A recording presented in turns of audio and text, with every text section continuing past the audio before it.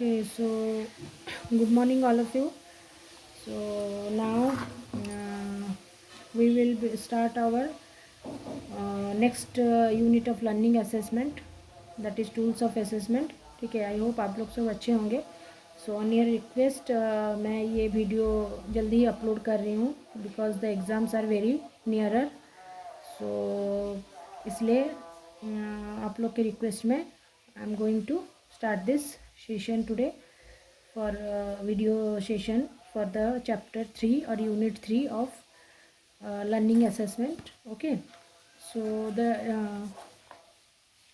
name of the unit, what is the subject of this unit of chapter is tools of assessment. Okay, so what is this tools of assessment? Tools means क्या, हम लोग जो भी equipments use करते हैं that is tools. तो tools of assessment का मतलब होता है क्या, हम लोग असेसमेंट मेज़र करने के लिए what are the tools that we are using. ये तो रहा चैप्टर का मीनिंग. तो ये चैप्टर में हम लोग वो सारा पढ़ने वाले हैं, राइट. सो क्या क्या हम लोग का टूल्स जनरली हम लोग यूज़ करते हैं to find out the assessment. Okay, so यहाँ पे हम लोग वो सारा चीज़ देखने वाले हैं. बाकी एक्स्ट्रा भी कुछ पॉइंट्स यहाँ पे मेंशन है जो कि अभी हम लोग पढ़ने वाले हैं. So let us start. पहला पॉइंट है क्या, assessment of cognitive learning, understanding and application.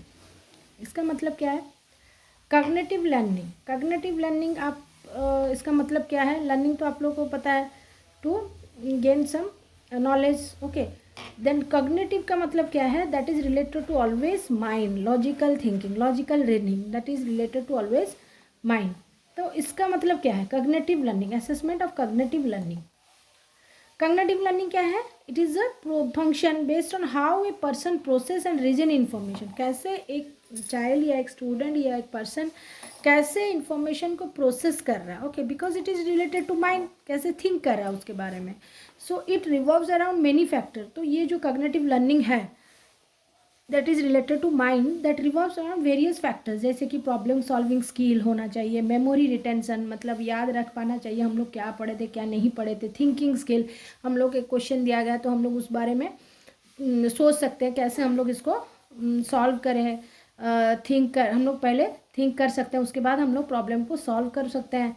Then perception of learn material, मतलब जो हम लोग मटेरियल पढ़े हैं या फिर पढ़ने वाले हैं उस मतलब क्या मटेरियल हम लोग यूज़ करके इसको सॉल्व करने वाले हैं या फिर इसको करने वाले हैं, ये टास्क को हम लोग को कंप्लीट करने वाले हैं, that is your perception of learning material.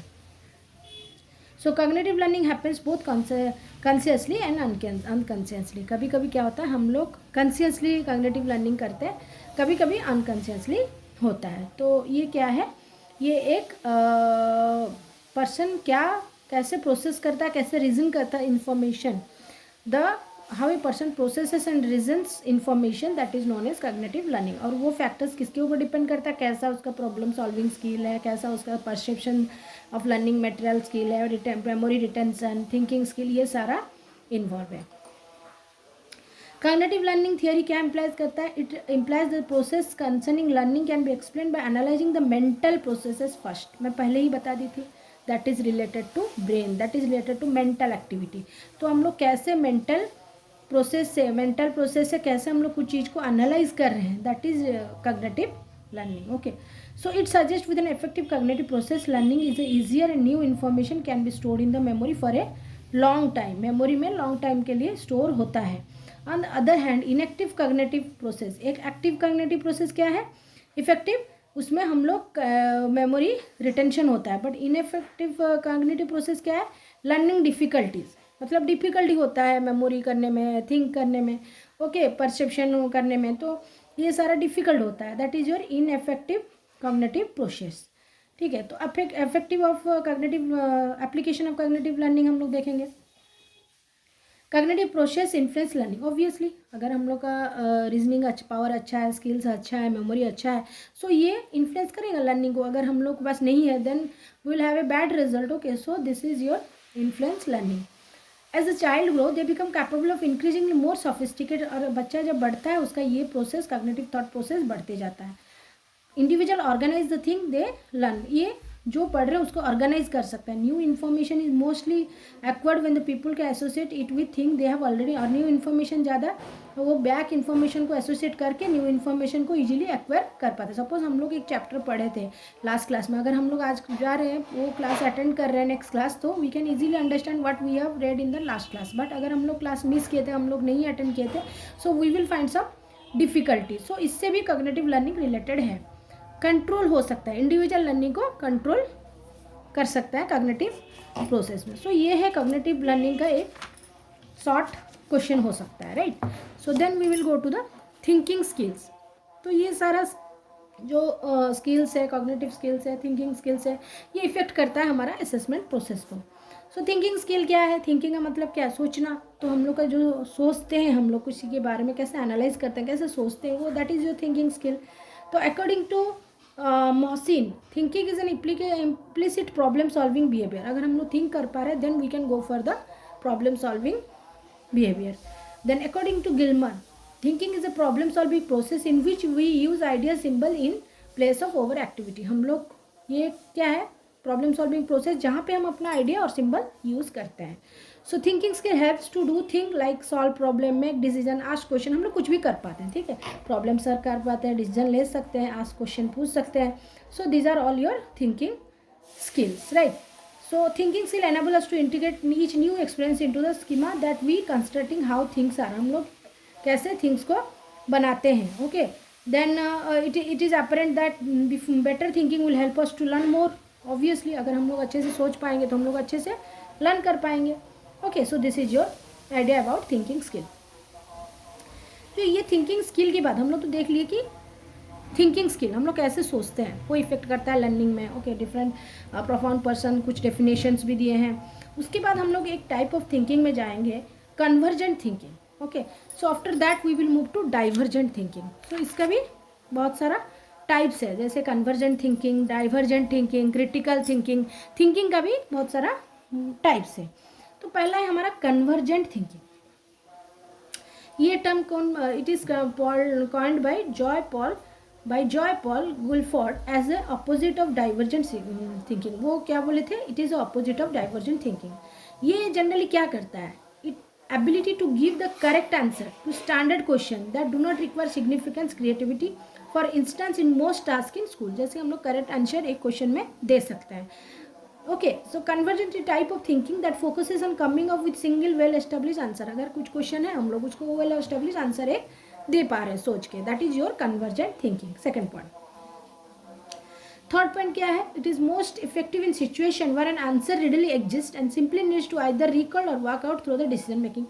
कभी कभी होता है कि हम लोग, आप लोग देखे होंगे ट्रू फॉल्स क्वेश्चन होता है या फिर ऑब्जेक्टिव टाइप होता है, तो इसमें हम लोग के पास आंसर ऑलरेडी है, but here we want to find out which is the correct one. हम लोग अपना डिसीजन लेने वाले हैं कि क्या करेक्ट है, तो that is also type of convergent thinking.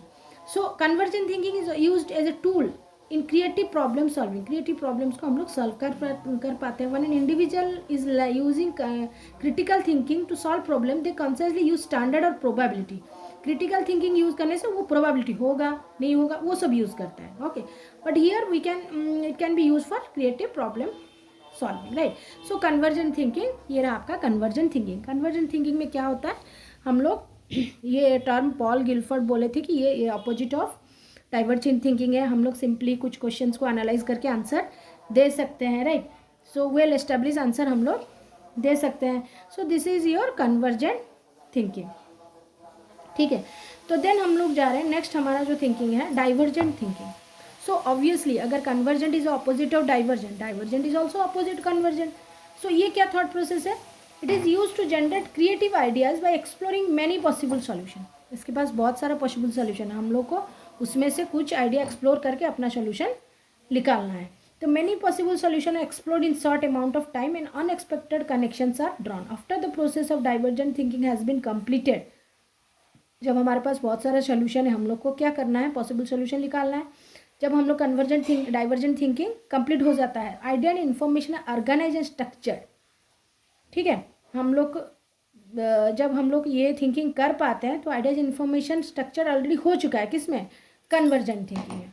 So developing one's divergent thinking is thought to enhance creativity. Creativity को हम लोग एनहांस करते हैं। Divergence is typically signified by the capacity to produce many or great number of complicated complex ideas. बहुत सारा हम लोग complex ideas बना सकते हैं।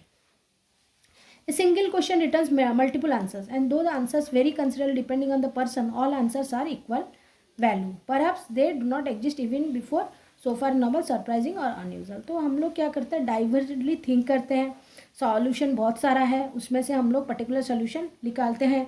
बट कन्वर्जेंट में क्या था, डायरेक्ट क्वेश्चन था, उसके हिसाब से हम लोग को आंसर देना था। तो यहाँ पे डाइवर्जेंट, कन्वर्जिंग मीन्स जो कन्वर्ज हो जाता है एक पर्टिकुलर, जैसे हम लोग मिरर्स लेते हैं, converging lens convex mirror, then diverging lens convex mirror. तो क्या होता है ना, जब एक पॉइंट में हम लोग का कुछ क्या इमेजेस जो फॉर्म होता है वो एक पॉइंट में मिलता है, then that is converging lens. Diverging means जो डाइवर्ज हो जाता है, बाहर निकल जाता है। तो डाइवर्जेंट थिंकिंग का मतलब क्या है, हम लोग बहुत वाइड रेंज ऑफ थिंकिंग हमारे पास है, हम लोग उसको देखते हैं, आंसर्स बहुत सारे सॉल्यूशंस हैं, एनालाइज करते हैं। बट इसमें भी इन्वॉल्व है कन्वर्जेंट थिंकिंग, क्योंकि वो जो एनालिसिस कर रहे हैं उसको तो हम लोग क्या पर्टिकुलर प्रॉब्लम सॉल्विंग को लेके या स्ट्रक्चर्ड इन्फॉर्मेशन निकाल रहे हैं, आंसर निकाल रहे हैं। So that is also A type of going under A convergent thinking. ठीक है। सो एलिमेंट्स ऑफ डाइवर्जेंट थिंकिंग क्या क्या होता है, इधर 8 elements of divergent thinking, 8 elements हैं जो कि डाइवर्जेंट थिंकिंग को फोकस करता है। पहला है कॉम्प्लेक्सिटी। ओके, कॉम्प्लेक्सिटी का मतलब क्या, जो चीज़ बहुत कॉम्प्लेक्स होता है, ठीक है, मल्टीफेसेटेड होता है, मेनी लेयर्ड होता है, तो इसमें जब आंसर्स क्वेश्चन बहुत टाइप का सोल्यूशन दे सकता है। ओके, उसमें हम लोग को कैसे थिंक करना है। Curiosity, personality character displaying problem behaviour, searching asking question. Curiosity में हम लोग कैसे सर्च कर रहे हैं क्वेश्चन, हम लोग क्वेश्चन पूछ रहे हैं, कैसे हम लोग को आंसर मिल रहा है, that is curiosity. Then elaboration, ठीक है, जब हम लोग कुछ एलाबोरेट करते हैं, बढ़ाते हैं, एडिंग टू और building of enhancing product idea, अगर कुछ आइडिया है हम लोग उसको बढ़ा रहे हैं, that is also a divergent thinking, क्योंकि ये क्या डाइवर्ज है, इसका वाइड रेंज है। Then flexibility, the capability of creating varied perception or categories where from the range of different ideas. Flexibility means different ideas हम लोग अडॉप्ट कर पाते हैं यहाँ पे। Fluency, the skill of enjoying many ideas as to have and increase the number of potential solution. Fluency, बहुत सारा potential solution, number of potential solutions are associated with the question. Okay, next is your imagination, हम लोग कैसे imagine करते हैं, complex problem को solve करते हैं। Originality, originality means skills of coming up with fresh unusual, मतलब खुद का कुछ आइडिया होता है, अनयूजुअल यूनिक आइडिया होता है। Then risk taking, readiness to courageous daring, ये सारा होना चाहिए, रिस्क टेकिंग होना चाहिए डाइवर्जेंट थिंकिंग होने के लिए। ठीक है, so divergent thinking has been notified in the people with personality characters, कैसा कैसा पर्सनालिटी होना चाहिए, परसिस्टेंस, रेडलीनेस, रिस्क जो ले सकते हैं, ठीक है, readiness to take risk, curiosity, जैसे हम लोग कुछ एग्जाम में सपोज, तो हम लोग को लग रहा है कि हम लोग नहीं सकेंगे, but we will take a risk, let us see, हम लोग तो ट्राई करेंगे, अगर हो गया तो वी कैन टेक रिस्क। जो डाइवर्जेंट पीपल होते हैं, जो डाइवर्जेंट थिंकिंग, बिजनेस हो, टीचिंग हो, किसी में भी हो, जिनका डाइवर्जेंट थिंकिंग होता है वो इजीली रिस्क टेकिंग कर सकते हैं। So there are 8 points of divergent thinking, that is risk taking, originality. आप ये सारा पॉइंट्स को लिख सकते हैं और एक्सप्लेन कर सकते हैं। Fluency, flexibility, elaboration, complexity, right. Okay, so next we will move to, हम convergent thinking, divergent thinking complete हो चुका है। सो अभी हम लोग मूव करेंगे क्रिटिकल थिंकिंग में। Critical thinking, critical name itself क्या, आइदर आर या पार, क्रिटिकल, पॉजिटिव और नेगेटिव, लाइक बीच में जो है, जैसे हम लोग बोलते हैं कोई पर्सन अगर आईसीयू है, he is in critical condition. Critical means क्या, वो जिंदा भी रह सकते हैं या फिर उनका डेथ भी हो सकता है, तो दैट इज क्रिटिकल। तो something that is in the main point, so that either positive और नेगेटिव, ऐसा टाइप का जब सिचुएशन आता है उसे क्रिटिकल बोलते हैं हम लोग। तो क्रिटिकल थिंकिंग तो क्या होगा, critical thinking ability to think clearly and rationally about what to do और व्हाट टू बिलीव। एक पॉइंट में हम लोग क्लियर हो जाते हैं, हम लोग को क्या बिलीव करना, क्या करना है, अगर उसके ऊपर जाएंगे तो नहीं करेंगे, उसके नीचे आएंगे तो करेंगे, like that. Okay, so under someone with critical thinking, जो क्रिटिकल थिंकिंग जिनका है उनका क्या क्या कैरेक्टर होता है, अंडरस्टैंड द लॉजिकल कनेक्शन, वो समझ सकते हैं कि क्या लॉजिकल कनेक्शन है, आइडेंटिफाई कर सकते हैं आर्गूमेंट्स, एवेलुएट कर सकते हैं, ठीक है, कॉमन मिस्टेक्स डिटेक्ट कर सकते हैं, प्रॉब्लम सिस्टमेटिकली सॉल्व कर पाते हैं, identify relevance and importance of ideas, ये सारा वो कर पाते हैं, मतलब कि क्रिटिकली वो क्लियर है। Okay, critical thinking has its root mid late from 19th century. तो ये क्या है, ये एबिलिटी है to think clearly and rationally. So ये सारा पॉइंट्स है जो कि एक पर्सन में होना चाहिए, जो कि क्रिटिकल थिंक करें। तो ability to think clearly and rationally important, क्योंकि आजकल तो इंपॉर्टेंट है ना, हम लोग को हर चीज़ में क्लियर होना चाहिए। What which we are choosing, being able to think well and solve problem system is asset of any career. अगर हम लोग इस टाइप पर मतलब पॉइंट में है जिसमें हम लोग पूरा क्लियर है सॉल्यूशन के लिए, हम लोग क्लियर है कंसेप्ट के लिए, देन हम लोग का कैरियर क्या अच्छा बिल्ड हो सकता है।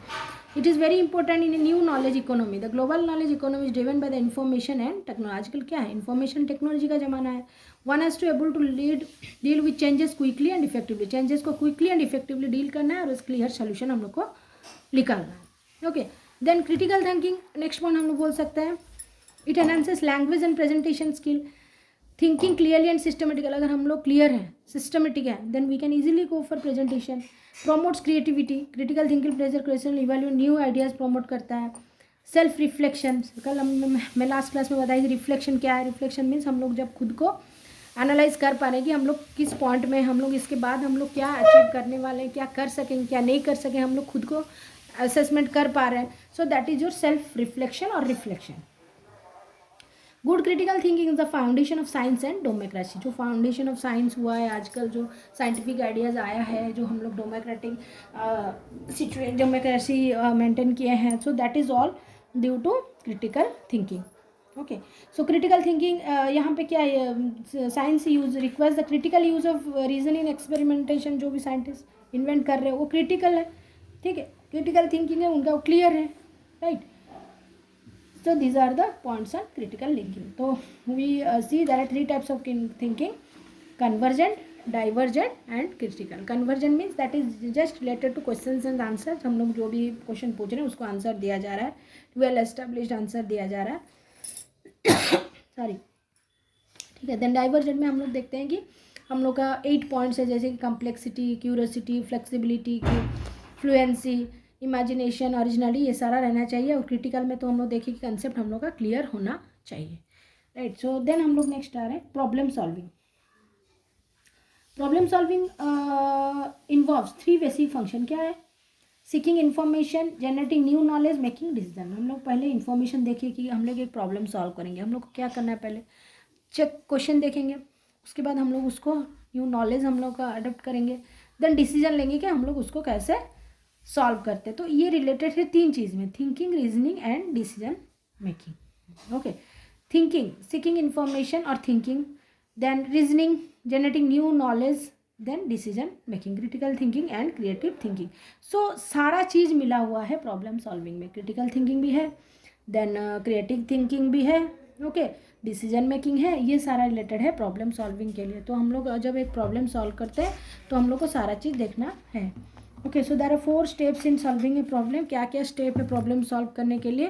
पहले अगर हम लोग को कुछ प्रॉब्लम दिया जा रहा है, हम लोग क्या करेंगे, पहले वो क्वेश्चन को हम लोग डिफाइन करेंगे, देन हम लोग उसका अल्टरनेटिव निकालेंगे कि किस सॉल्यूशन से हम लोग इसको, किस फॉर्मूला से हम लोग इसको सॉल्व कर पाते हैं, क्योंकि हम लोग के पास बहुत सारा अल्टरनेटिव होगा। So next, evaluate and selecting. बहुत सारा अल्टरनेटिव हमारे पास है, बहुत सारा मेथड है, बट हम लोग को क्या करना है, एक ही मेथड हम लोग को अडॉप्ट करना है, देन उसके बाद हम लोग सॉल्यूशन इम्प्लीमेंट करेंगे। So there are formula solving, आप लोग देख लिए क्या क्या, thinking, critical thinking, creative thinking, reasoning, ये सारा होना चाहिए, इसको आप लोग को लिखना है। देन हम लोग का स्टेप्स क्या है, पहले हम लोग डिफाइन करेंगे, देन अल्टरनेटिव जनरेट करेंगे, then selecting the alternative, then implementing the solution. Okay, so I hope ये समझ में आपको आया होगा। Then we will move to the decision making. Decision making बहुत इम्पोर्टेंट है, क्योंकि अगर हम लोग किसी पॉइंट में हैं, हम लोग का वो जो 1 मिनट का भी, 1 सेकंड का भी टाइम है जिसमें हम लोग डिसीजन ले रहे हैं, that is very important in our real life and also in our studies. तो decision is a choice where a person comes to a conclusion. हम लोग एक कंक्लूजन में पहुँचते जब हम लोग एक डिसीजन करते हैं। Decision making is a daily activity. हम लोग डेली एक्टिविटी, हम लोग कुछ ना कुछ डिसीजन तो डेली ही लेते हैं, आप लोग भी लेते होंगे। हर किसी चीज़ में हम लोग आज बाहर जाएं ना जाएं, हम लोग को आज ये कंप्लीट करना है, ठीक है, नहीं मैं आज ये सब्जेक्ट पढ़ लेता हूँ, कल नेक्स्ट सब्जेक्ट और कुछ पढ़ लूँगा। तो decision is going on our real daily, on our daily activity. Then next हम लोग देखते हैं डिसीजन मेकिंग में therefore be define as selection of 1 course of action from 2 और मोर अल्टरनेटिव। बहुत सारा अल्टरनेटिव है, उसमें से हम लोग को कुछ पॉइंट में अल्टरनेटिव सिलेक्ट करना है। Decision making the selection based on कुछ क्राइटेरिया है जिसके हिसाब से हम लोग डिसीजन ले सकते हैं। क्या, ऑब्जेक्टिव एस्टेब्लिश होना है, क्लासिफाइड होना है, एक्शंस भी डेवलप होना है, अल्टरनेटिव भी इवेलुएट करना है, देन हम लोग को देखना है कौन सा अल्टरनेटिव में हम लोग गोल अचीव कर पाते हैं, देन हम लोग को डिसीजन लेना है. So these are the steps और the points that we need to keep in mind while making a decision. तो हम लोग को जो स्टेप है, कुछ हम लोग को डिसीजन मेकिंग के लिए स्टेप है. Identification of purpose of decision, हम लोग क्यों डिसीजन ले रहे हैं, what is exactly the problem, why the problem should be solve. Then information gather कर रहे हैं कि हम लोग को कुछ प्रॉब्लम सॉल्व करना है, हम लोग ये डिसीजन ले रहे हैं, तो हम लोग को क्या क्या इन्फॉर्मेशन चाहिए. जजमेंट, प्रिंसिपल ऑफ जजमेंट, जो क्या क्या है judgement, the judging the alternative should be set up, हम लोग कैसे इसको जज करेंगे, अल्टरनेटिव से कैसे जज करेंगे, हम लोग को कौन सा पॉइंट को आगे बढ़ाना है. Brainstorm analyse the different choices. Brainstorm means कुछ मतलब ब्रेन से रिलेटेड कुछ एक्टिविटी है जिसको हम लोग करके डिसीजन को डिफाइन करते हैं. Then evaluation of alternative, evaluate करेंगे कौन सा जजमेंट हम लोग को प्रिंसिपल को एडप्ट करना है, बेस्ट अल्टरनेटिव को सिलेक्ट करेंगे, एग्जीक्यूट करें डिसीजन, देन इवैल्यूएट करेंगे result. So there are 8 steps in decision making. So what are the 8 steps? This identification, then information gathering, judgment, brainstorm, evaluation, best alternative selection, execution of decision and evaluation of result. Okay, so this is all about your decision making. Then हम लोग जा रहे हैं selected response assessment, multiple choice, binary choice, matching, constructed response assessment, completion, short answer, essay type, tools, nature, advantage, limitation, guidelines for their construction and scoring. तो हम लोग अभी देखते हैं, पहले स्टार्ट करते हैं. ये कुछ पॉइंट्स है जिसको हम लोग यहाँ पढ़ना है टूल्स ऑफ असेसमेंट में. Selected response. Selected response of the assessment items are very efficient. Once the items are created we can access and score a great deal of content whether quickly. ठीक है, अगर before we write the assessment item we need to create a blueprint that outline the content. हम लोग को एक blue print निकालना है, उसके बाद ही हम लोग कंटेंट को आउटलाइन कर सकते हैं. तो सिलेक्ट करते हैं selected response. There are several selected response assessment, बहुत सारा सिलेक्टेड रेस्पॉन्स असेसमेंट होता है. The most familiar form of assessment is one in which the test taker is asked to select his response from the, जो test ले रहे हैं वो एक रेस्पॉन्स को सिलेक्ट कर रहे हैं. Because the test taker chooses an option rather than creating an answer from the scratch. ठीक है, तो selected response test item the student select from several, student क्या करता है सेवरल अल्टरनेटिव से सिलेक्ट करता है और हम लोग को वो रेस्पॉन्स देखना है. It is called objective item. जैसे कि हम लोग मल्टीपल चॉइस लेंगे या ट्रू फॉल्स लेंगे या मैचिंग लेंगे, तो कौन सा सिलेक्टेड रेस्पॉन्स हम लोग यूज़ करने वाले हैं. देन मल्टीपल चॉइस आप लोग को तो पता होगा, बहुत सारा ऑप्शन रहता है, हम लोग उसमें से कुछ ऑप्शन, सारा ऑप्शन को देखना है और एक ऑप्शन को हम लोग करेक्ट ऑप्शन को चूज़ करना है. Then multiple choice test item has several advantage. क्या क्या एडवांटेज है? वर्सेटिलिटी है, देन रिलायबिलिटी, वैलिडिटी है. Versatility means multiple choice test can be written into assess various level of learning है, बहुत लेवल ऑफ लर्निंग असेसमेंट को हम लोग इवेलुएट कर पाते हैं. रिलायबिलिटी है, ठीक है, इजीली हम लोग रिलायबल है, ये हम लोग का टेस्ट जो है वो रिलायबल है. देन वैलिडिटी क्या है? The degree to which the test measure the learning output. इसका कितना वैलिडिटी, हम लोग मल्टीपल जब क्वेश्चन एग्जाम करा रहे हैं सो वो कितना रेंज तक वैलिड है वो test. Okay, so several advantage है, versatility, reliability, validity for multiple choice. Then binary choice. Binary means क्या होता है? To option, 2 0 and 1. बाइनरी का मतलब होता है 0 and 1. बाइनरी चॉइस में दो चॉइसेस है. Questions are based on fact or opinion, examples and non examples, true or false, yes और नो, करेक्ट और इनकरेक्ट. इस टाइप का क्वेश्चन को आप लोग को जिसमें दो ही वैल्यू दिया गया है इसको बोला जाता है बाइनरी. तो एडवांटेज ऑफ बाइनरी चॉइस क्या है? First and student can answer many question in short amount of time, जल्दी ही आंसर दे सकते हैं. डिसएडवांटेज क्या है? The would be that a student has a 50-50 chance to get the correct answer. अगर इसमें जा रहे हैं तो वो 50% करेक्ट हो सकता है, दूसरे ऑप्शन में जा रहे हैं तो भी वो 50%, तो 50-50 chance of getting correct answer. However more question in binary test greater the accuracy makes your it measures their knowledge. Okay, so these are the advantage and disadvantage of binary. Binary means दो ही option रहता है, yes no, true false, correct incorrect, like this. तो हम लोग देख लिए इसका advantage and disadvantage. Then matching questions. Matching question में 4 major type of objective question include multiple, true false, fill in the blanks and matching.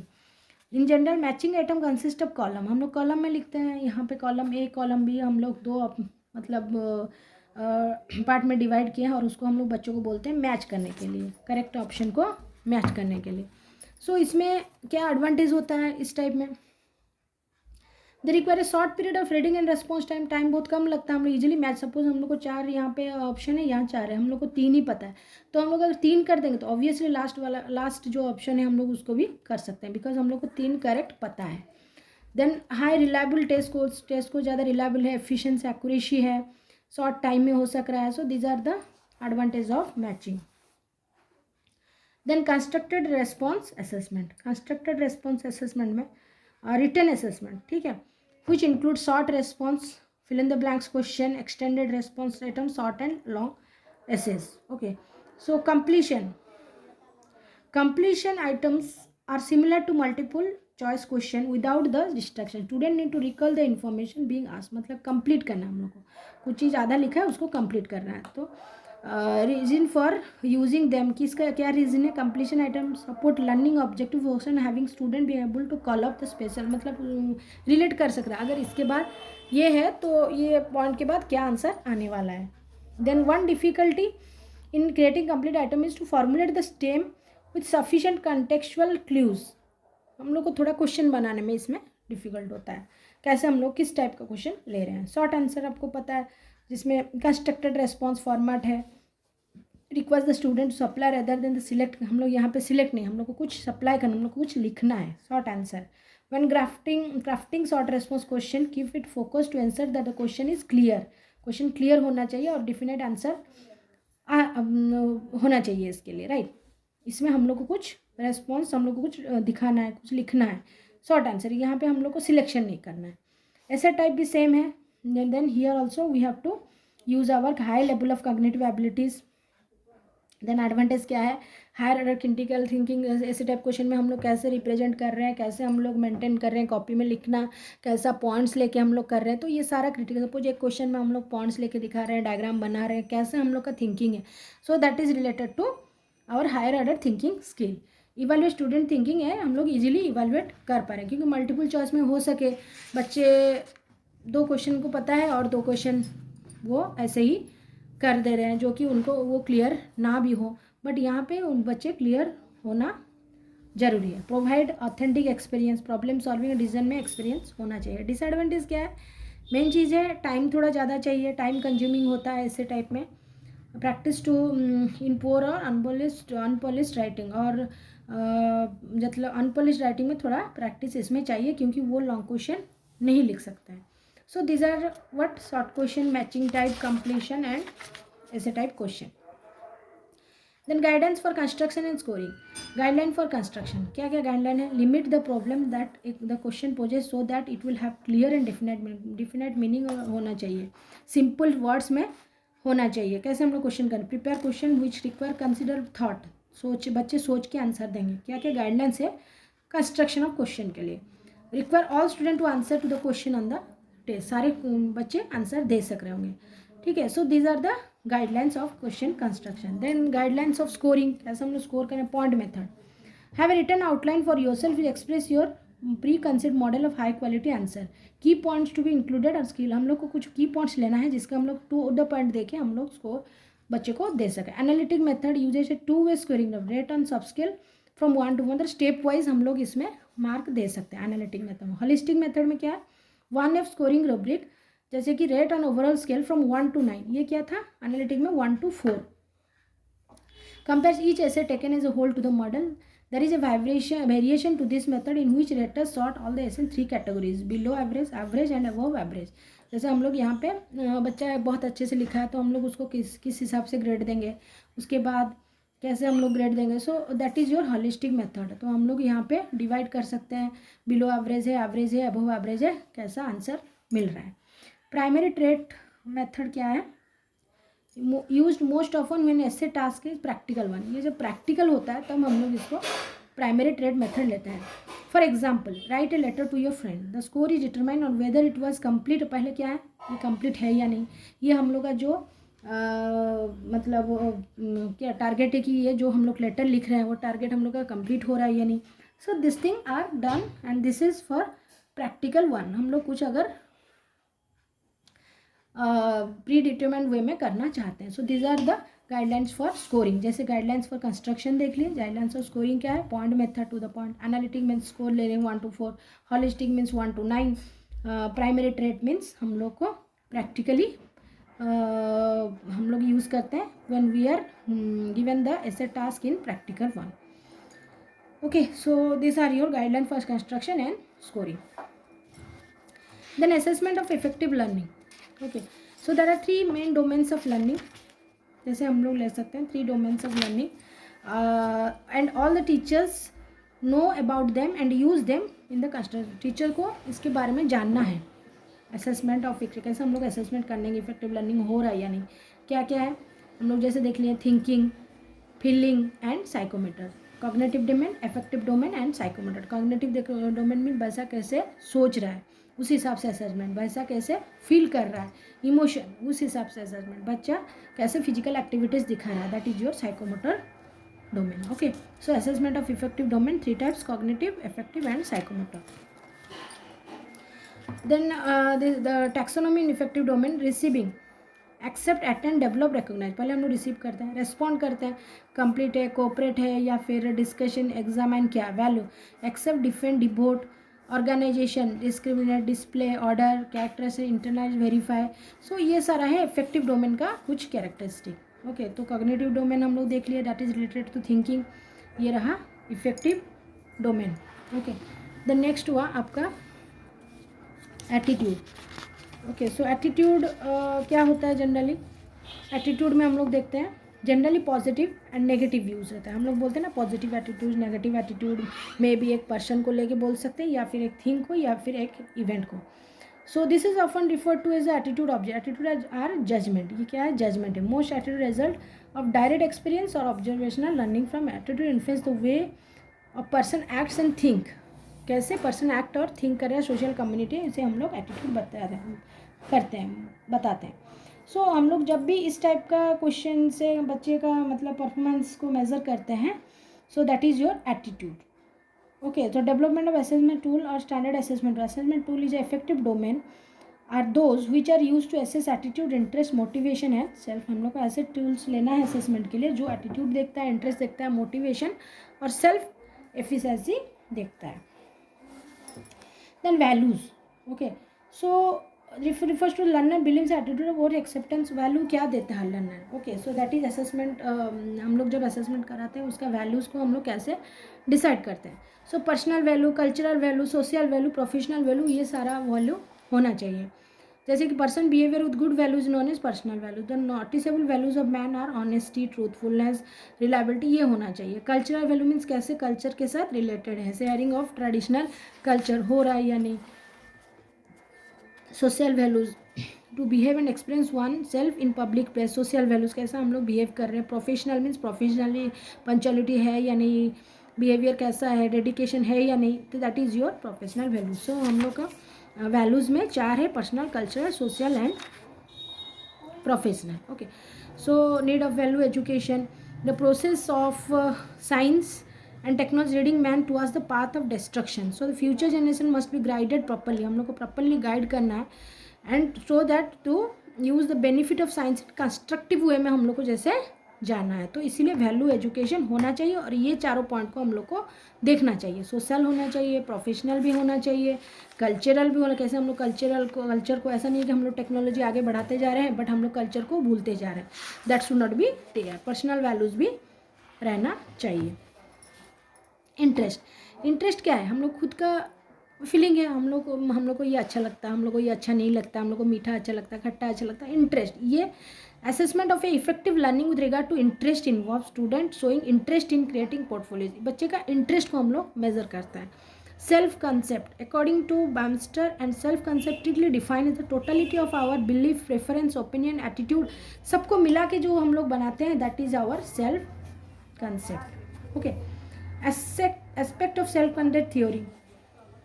Self concept is learn, self concept is organised. ये क्या है? Learn है. जैसे कि हम लोग learn कर रहे हैं ना, हम लोग का बिलीफ कैसा है, ओपिनियन कैसा है, ये तो सेल्फ कंसेप्ट रहा. बट हम लोग इसको कैसे देखेंगे? One of the very basic assumption of this theory, no person born with a self concept. कोई सेल्फ कंसेप्ट बर्थ नहीं लेता है, बट हम लोग का बिलीव कैसा है, हम लोग का ओपिनियन कैसा है, हम लोग इससे ही हम लोग का सेल्फ कंसेप्ट बढ़ाते हैं. नॉट लाइक दैट हम लोग from birth we are building up our self concept. ये ऑर्गेनाइज्ड होता है, ये लर्न होता है, क्योंकि हम लोग लर्न करके इसको बनाते हैं, सीखते हैं. ये ऑर्गेनाइज है क्योंकि हम लोग अपने हिसाब से इसको, हम लोग का कैसे पेशेंस है, हम लोग कैसे केयरिंग के साथ, कैसे हम लोग क्रूएल है, र्यूड है, स्टबन है, like that we are self concept organised. Okay.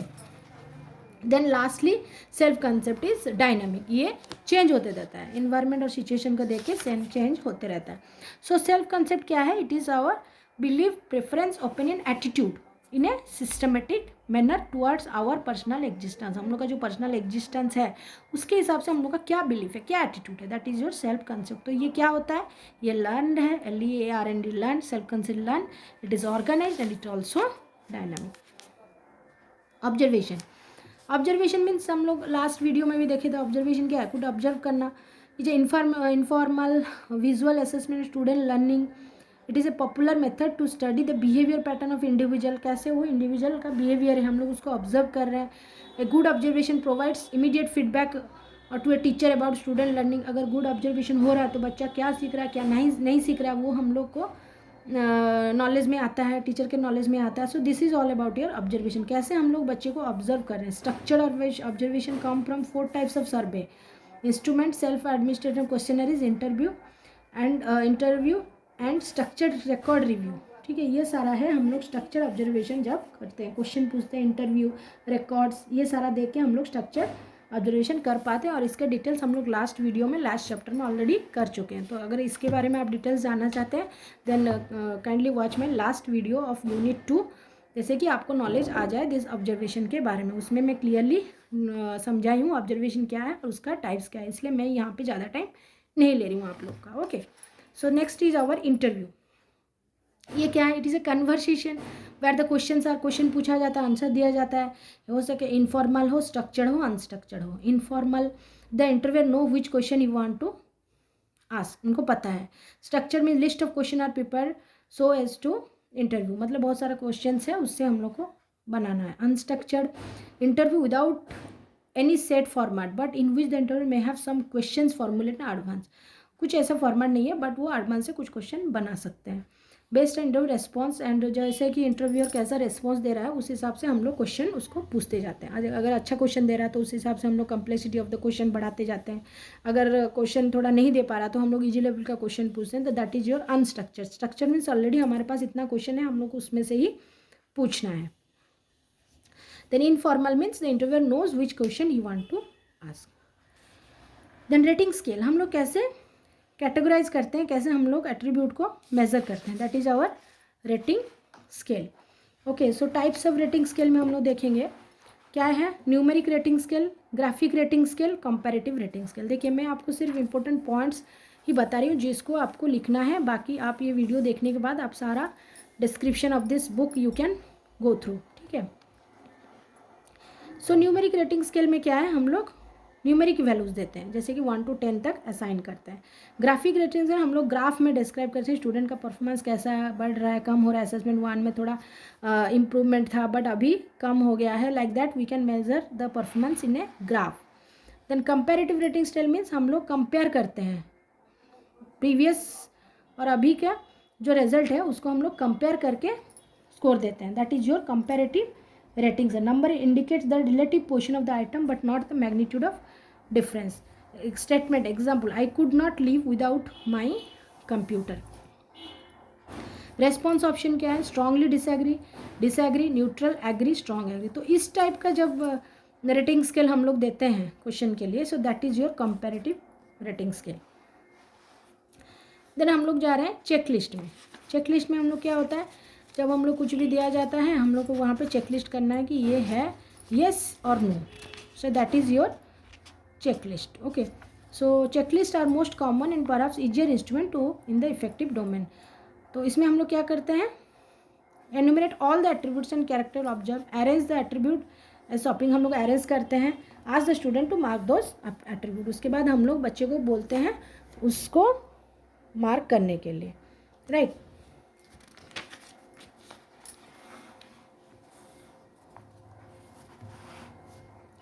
So next हमारा आया Inventories. Inventories means in a form of question describe the behavior and studying and in interest and attitude. It is a list of item.